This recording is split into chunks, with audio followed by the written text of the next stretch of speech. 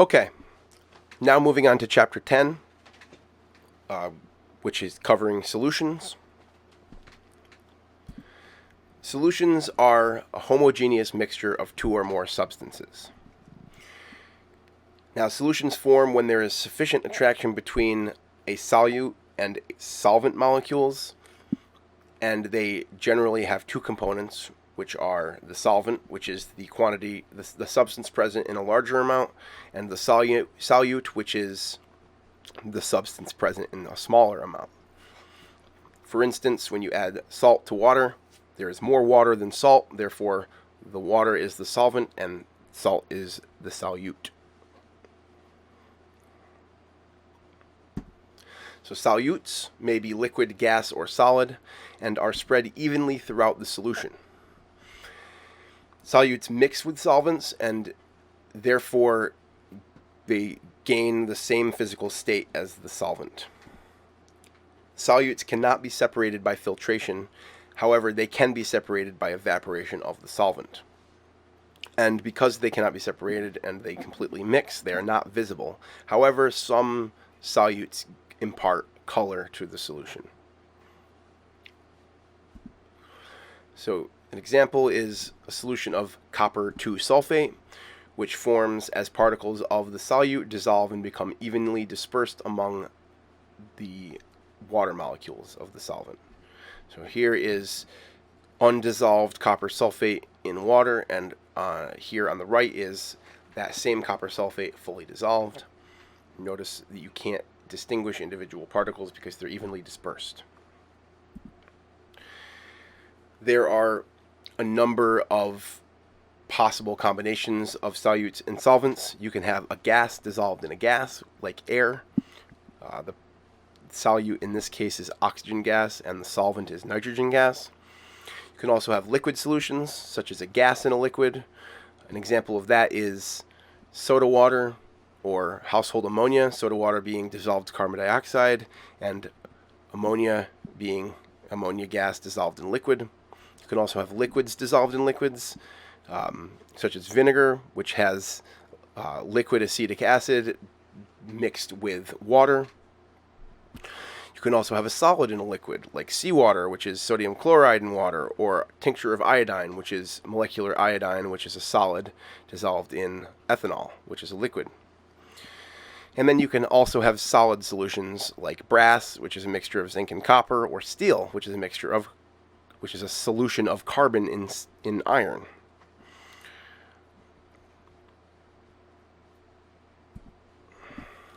Water is the most common solvent, and it is a polar molecule due to its OH bonds, and therefore in many solutions molecules will form hydrogen bonds that become very important in biological processes. The reason that this occurs is that the partial positive and negative charges of the water molecules are attracted to the partial positive and negative charges on polar solutes. And solutions form when the solute-solvent interactions are large enough to overcome the interactions between the particles of the solute and the particles of the solvent, or solute-solute interactions and solvent-solvent interactions. So here we have three different mixtures. We have water and carbon tetrachloride. We have nickel nitrate. We have iodine. So here, these solutions will form if the particles of the different components can interact with one another. In general, solutions form when the solute and solvent have similar polarities. This is why we talk about polarity, because like dissolves like. So if you have a polar solvent, it will dissolve in a... if you have a polar solute, it will dissolve in a polar solvent, and if you have a nonpolar solute, it will dissolve in a nonpolar solvent, but not vice versa. So polar solutes do not dissolve in nonpolar solvents, and nonpolar solutes do not dissolve in polar solvents.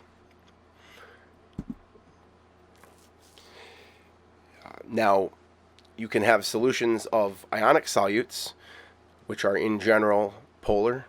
So something like sodium chloride, crystals, they undergo hydration as water molecules surround each ion and pull it into solution. So solid sodium chloride, when mixed with water, will dissociate into sodium and chloride ions, which will disperse throughout the liquid water evenly. And the positive ions will be surrounded by the partially negative oxygen atoms, and the chloride ions, which are negative, will be surrounded by the partially positive hydrogen atoms.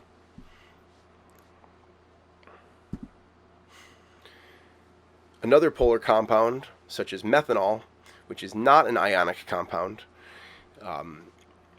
this is still soluble in water because methanol has a polar OH group, and this forms hydrogen bonds with the water. So this is meant to drive home the point: polar solutes require polar solvents. So methanol is CH3OH. These OH groups interact with the oxygens and hydrogens on water and allow a solution to form.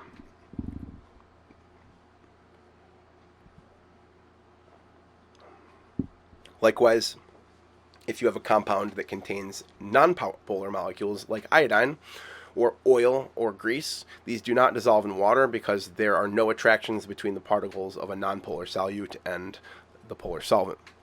However, there will be attractions between nonpolar solutes and nonpolar solvents. So, we're going to do a study check here. Identify the solute in each of the following solutions.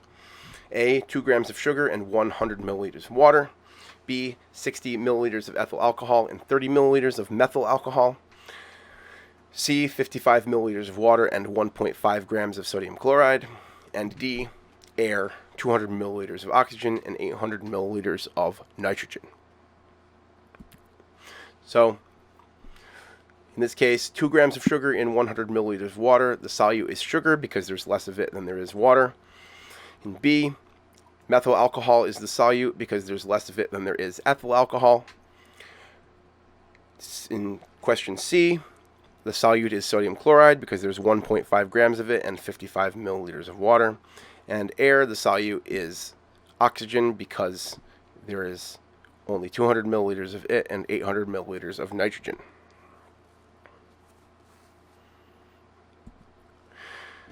Another example, when lithium chloride is added to water, it dissolves. Why? Either A, because the lithium ions are attracted to the the lithium ions are attracted to either the oxygen atoms, which are delta negative, or the hydrogen atoms, which are delta positive. And in the case of chloride, they're either attracted to the oxygen atoms or the hydrogen atoms. Because lithium ions are positive, they're attracted to the delta negative oxygen atoms of water, and because chloride ions are negative, they're attracted to the partially positive charged hydrogen atoms. Here are some more concept questions. Which of the following solutes will dissolve in water and why? You have sodium sulfate, you have gasoline, which is nonpolar, you have iodine, and you have hydrogen chloride. So, sodium sulfate is an ionic compound, therefore it will dissolve because it's highly polar, and its particles will dissociate into positive and negative ions in solution. Gasoline, being nonpolar, will not dissolve. Iodine, likewise, will not dissolve because it's also nonpolar. However, hydrogen chloride will dissolve and actually will make hydrochloric acid.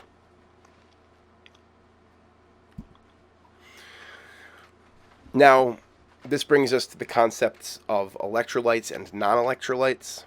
So, electrolytes are important in our bodies because they play a role in maintaining the proper function of our cells and organs, and also retaining fluids and other things like muscle contraction. And important ones are things such as sodium, potassium, chloride, and bicarbonate. These can all be measured in blood tests.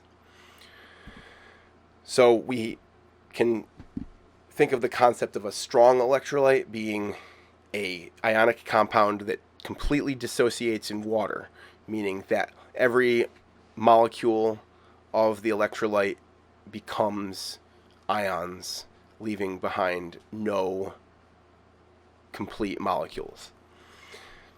These solutions conduct electric current strongly. So this equation here, sodium chloride dissociates in water to form sodium ions and chloride ions that are in aqueous. And if you were to insert electrodes into this solution, you could power a light bulb with the conductivity of the liquid.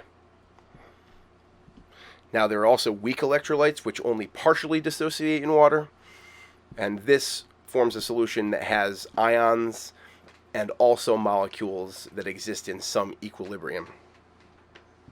So, hydrogen fluoride gas will dissolve to form aqueous hydrogen fluoride, and this aqueous hydrogen fluoride will partially dissociate into H plus and F minus ions, but there will also be HF molecules present in the solution.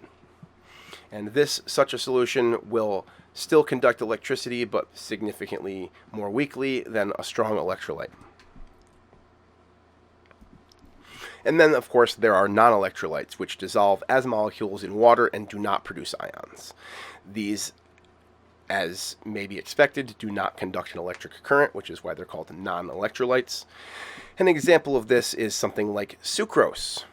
So you have C12H22O11 solid. It dissolves in water and does not break apart in any way.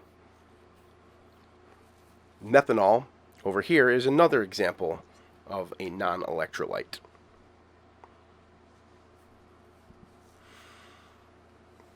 So here is a summary of solutes in aqueous solutions. Aqueous means, in general, water. So there is a strong electrolyte which dissociates completely. The only particles present in the solution are ions. It conducts electricity. And some examples include sodium chloride, potassium bromide, magnesium chloride, sodium nitrate, and then bases such as sodium hydroxide and potassium hydroxide, and acids such as hydrochloric acid, hydrobromic acid, hydroiodic acid, nitric acid, chloric acid, and sulfuric acid. Then there are weak electrolytes which ionize partially. They exist as mostly molecules with a few ions in solution. They weakly conduct electricity, and examples include hydrogen fluoride, water, ammonia, and acetic acid, or HC2H3O2. And then non-electrolytes experience no ionization. Only molecules are present in solution. It does not conduct electricity, and this includes many carbon compounds such as CH3OH or methanol, C2H5OH, which is ethanol, drinking alcohol, and things like sucrose or urea, which is a waste product, a metabolic waste product. So, here's a study check. Complete each of the following for strong electrolytes in water. So, the first example, calcium chloride solid. When it dissolves in water, what will it form? And it's a strong electrolyte. The three options are that it will remain a solid. The second option is that it will dissolve to form a calcium ion and a Cl2 minus ion. And the third option is that it will dissolve to produce a calcium 2 plus ion and two Cl minus ions. And the second question, potassium phosphate solid, when dissolved in water, it can produce one of these three products, 3 potassium ions and a phosphate ion, solid potassium phosphate, or a K3 plus ion, a phosphide ion, and O4 minus ion. And this should be fairly self-explanatory. Question 1, it's C. Calcium chloride dissolves to produce a calcium ion and 2 chloride ions, and then potassium phosphate dissolves to produce 3 potassium ions and a phosphate ion. Now, here is another example which of the following represents the dissociation of a strong electrolyte in water? So you have 4 different reactions here. You have NH3 plus H2O goes to NH4OH. You have CH3OH liquid goes to CH3OH aqueous. You have Na2SO4 solid mixed with water goes to 2 sodium ions plus a sulfate ion. And then you have C2H5OH or ethanol mixed with water yields aqueous ethanol. So a strong electrolyte is one that completely dissociates in water. The only one of these options that does so is sodium sulfate.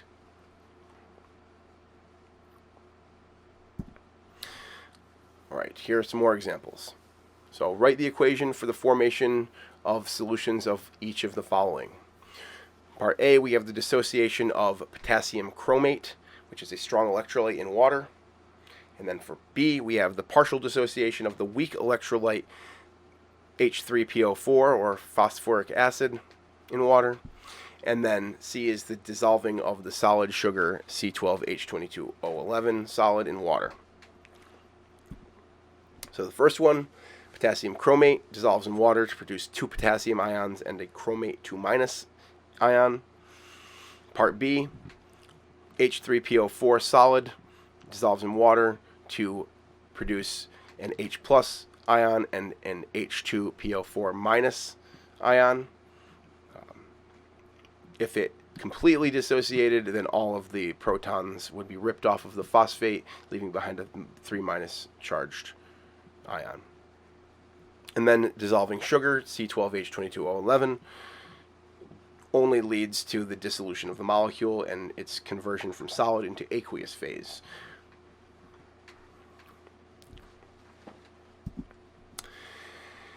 Now, in medicine, we often talk about something called equivalence of electrolytes. This helps to convert between the different types of electrolytes that have different ionic charges.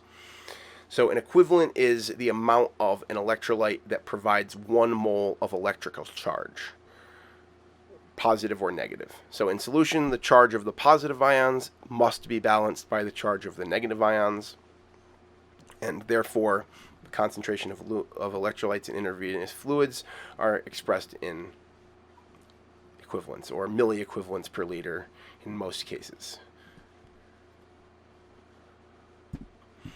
So, for example, you have a solution. It contains 25 milliequivalents per liter of sodium plus ions and 4 milliequivalent per liter of potassium plus ions.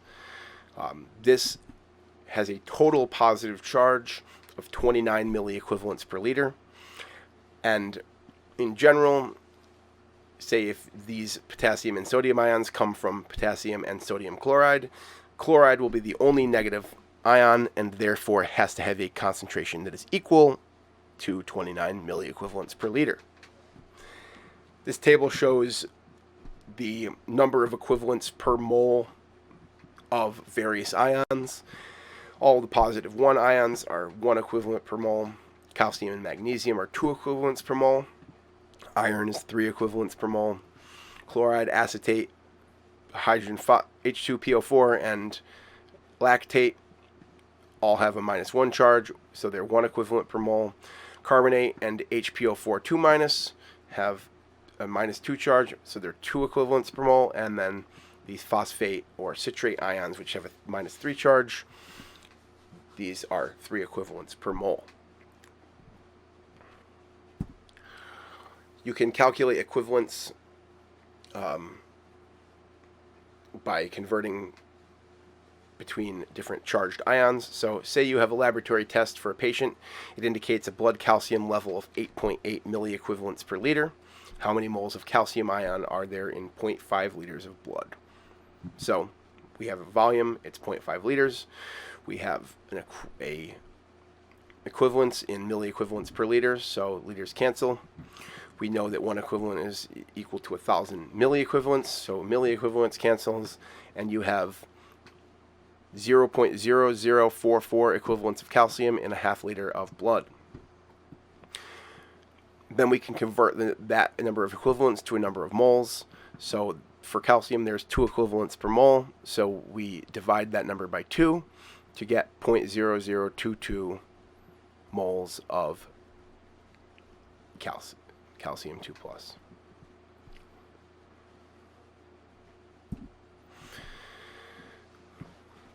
Now, if you have only chloride ions and no other ions present, what is its concentration in milliequivalents per liter?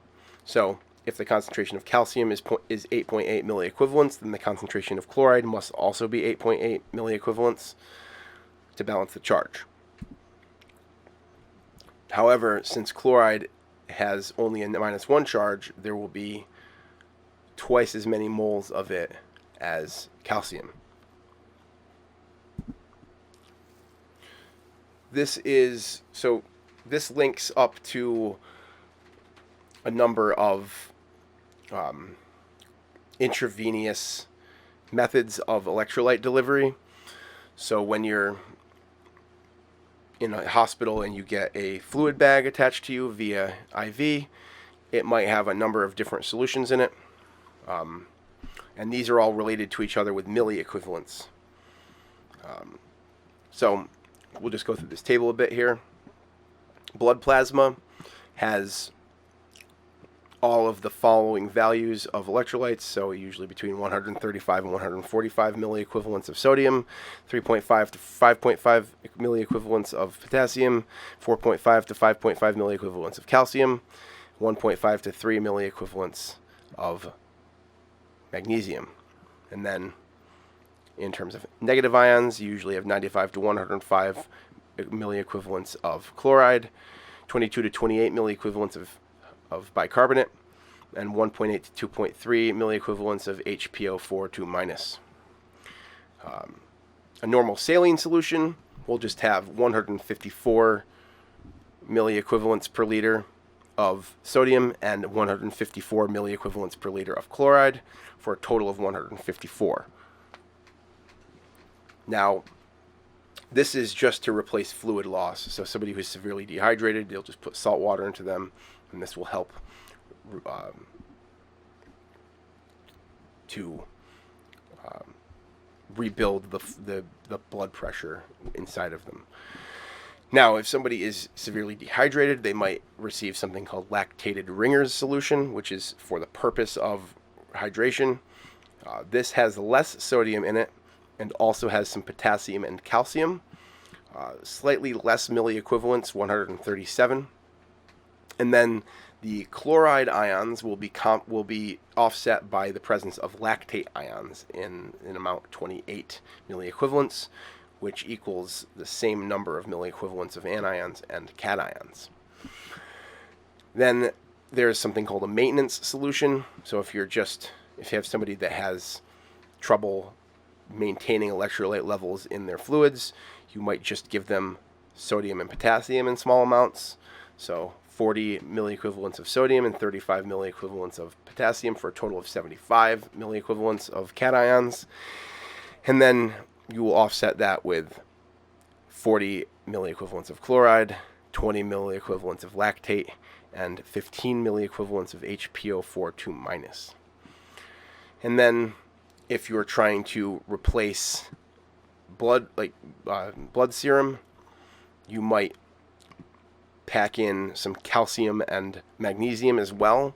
This ups the number of milliequivalents of charge, but you don't want all of that to be chloride, so you put in some acetate and some citrate, which makes the total number of cations 158 milliequivalents.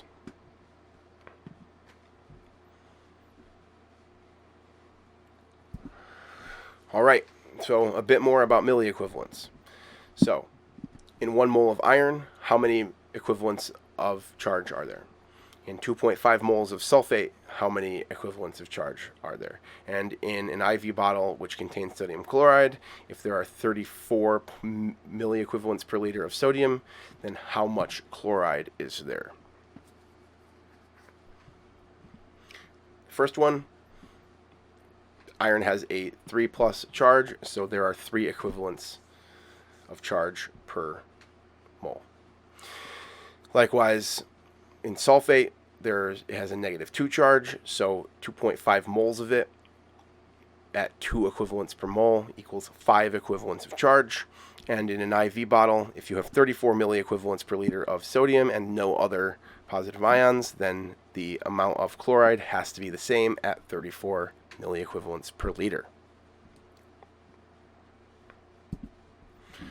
Now, moving on, we're going to talk about solubility.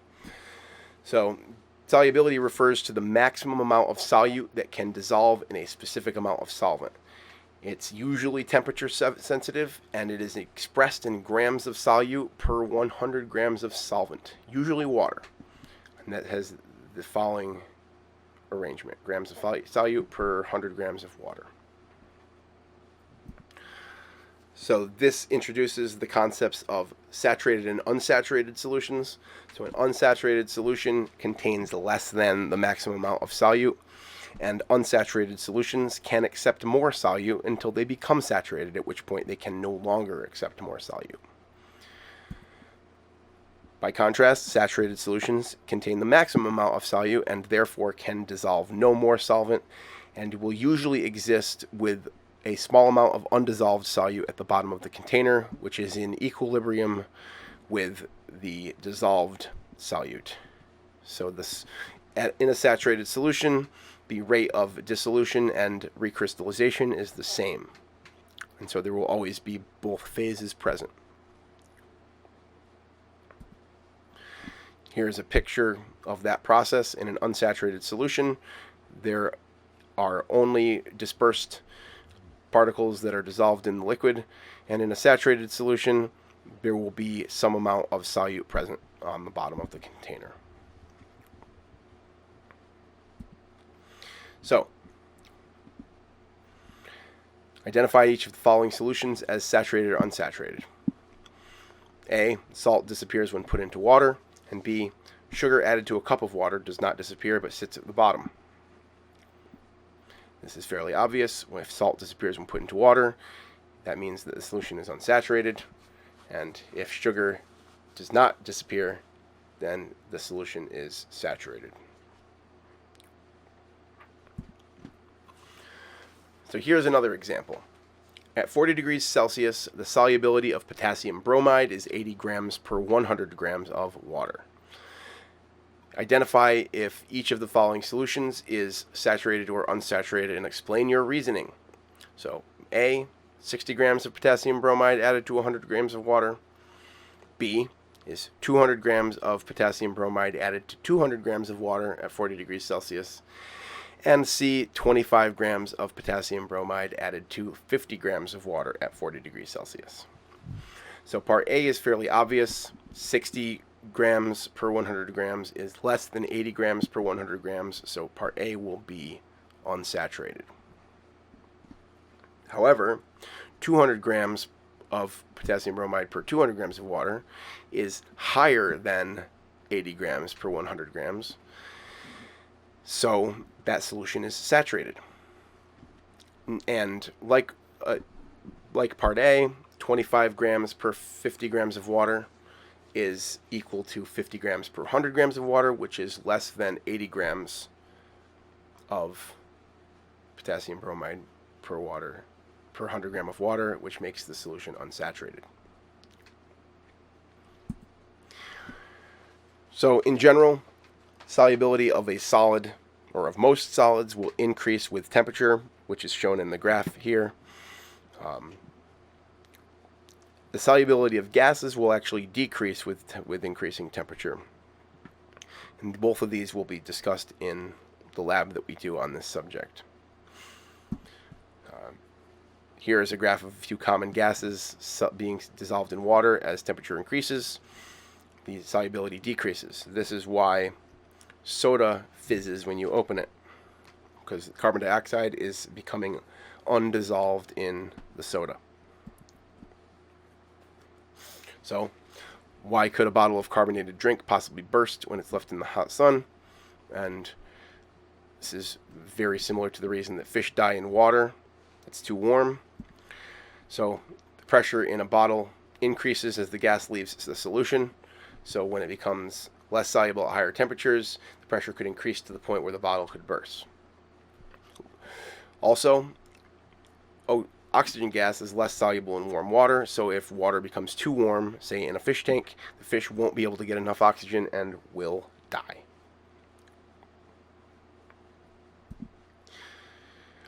So the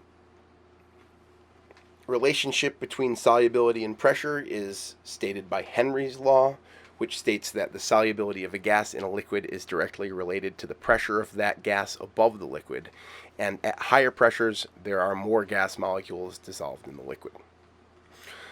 The example of this is a can of soda. So you have soda with a high pressure of carbon dioxide trapped inside, and therefore there is lots of carbon dioxide dissolved in the soda. As soon as you open the soda, the pressure is released and CO2 begins to bubble out of the solution until all of it is gone and your soda becomes flat.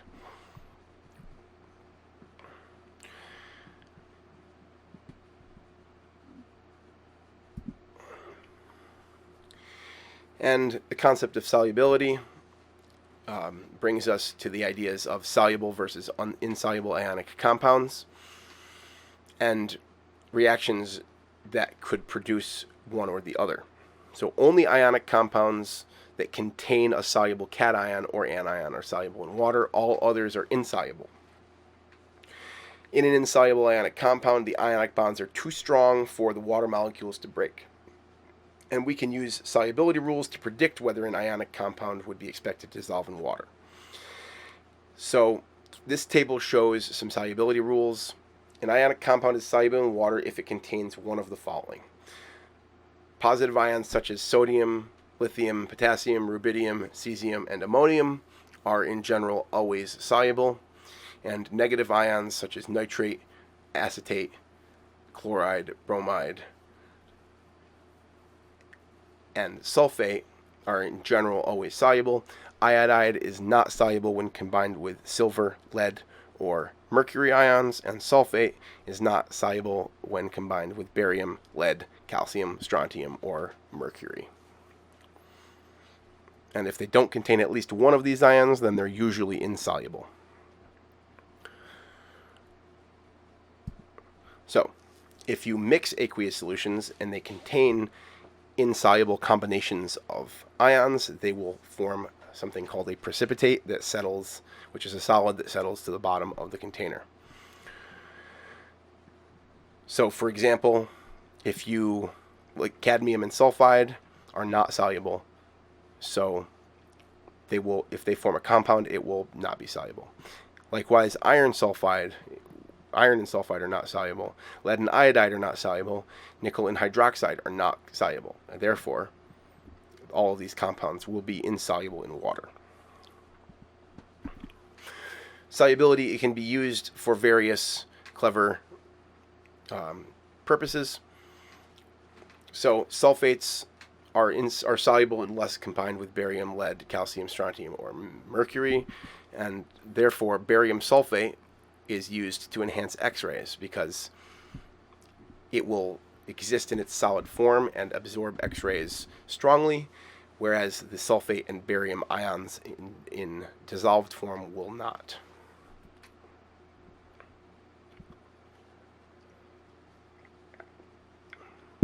So, predict which of the following compounds are soluble or insoluble in water. We just talked about cadmium sulfide being insoluble. Sodium sulfate contains sodium ions and sulfate ions, so it will be soluble. Lead iodide contains lead, therefore it won't be soluble. And nickel nitrate contains nitrate ions, which are always soluble. So cadmium sulfide is insoluble because sulfides are generally insoluble, and I explained the rest already. So, if we're going to write an equation for the formation of such an insoluble ionic compound, we start by writing the ions in the reactants. Then we write the combinations of ions to determine if any are soluble or insoluble. Then we will write the ionic equation, including any solid, and then we write the net ionic equation. And we'll go through some examples. So, using solubility rules, predict whether a solid forms when two solutions of ionic compounds are mixed. In this case, what precipitate forms when solutions of lead nitrate and potassium sulfate are mixed. Lead nitrate is soluble because all nitrates are soluble. Potassium sulfate is soluble because all potassium compounds are soluble. However, when you mix them, there is a pair of ions that are insoluble. Obviously, potassium nitrate is soluble, but when lead is combined with sulfate, it forms an insoluble salt. Therefore, the lead sulfate will settle out of solution, and the potassium nitrate will remain. So, if you write the ionic equation, this is lead 2 plus sulfate plus 2 potassium ions plus 2 nitrate ions yields lead sulfate plus potassium plus 2 nitrate. And as you can see, the potassium nitrates are on both sides of the equation, so they cancel, and you're left with lead 2 plus aqueous plus sulfate aqueous yields lead sulfate solid.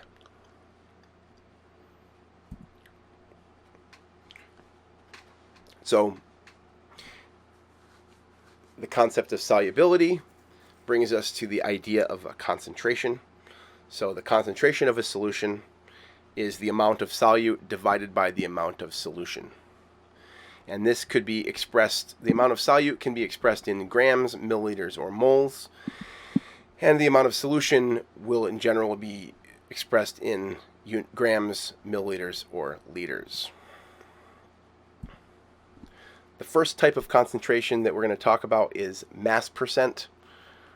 So mass percent is the ratio of the mass of the solute to the mass of the solution, which is equal to the mass of the solute plus the solvent. So mass percent, or M over M, is mass of solute in grams divided by the total mass, which is the mass of the solute plus the solvent, times 100. And is generally given in grams of solute per 100 grams of solution, because 100 is the percent. So here's an example. If you add 42 grams of water to 8 grams of potassium chloride, it has a mass percent concentration of 16%, because 8 grams of potassium chloride divided by 8 grams of potassium chloride plus 42 grams of water is 8 divided by 50 times 100 is 16%.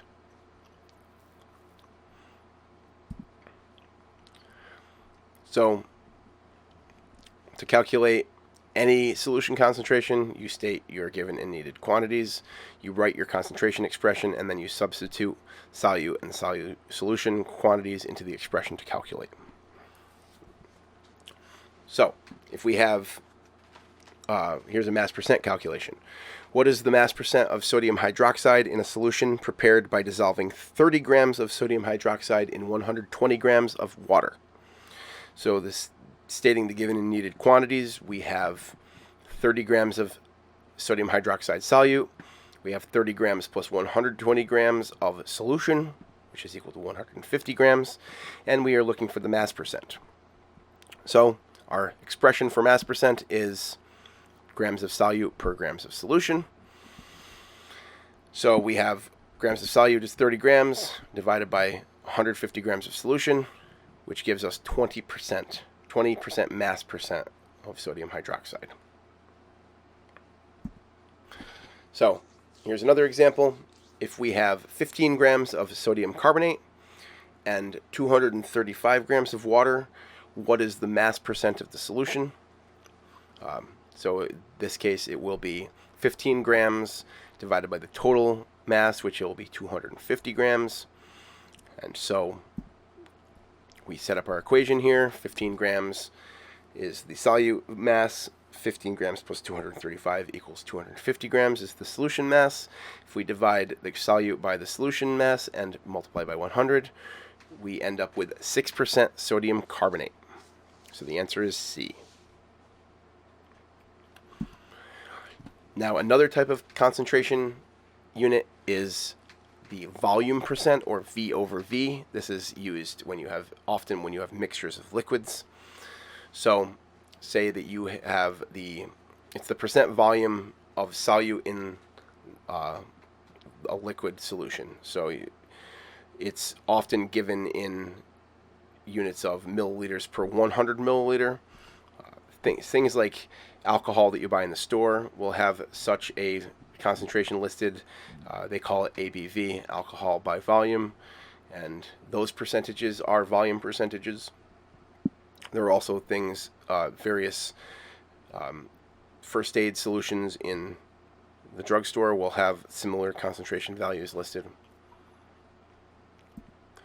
So the way that you calculate this is the mass of the solute divided by the volume of the solution times 100.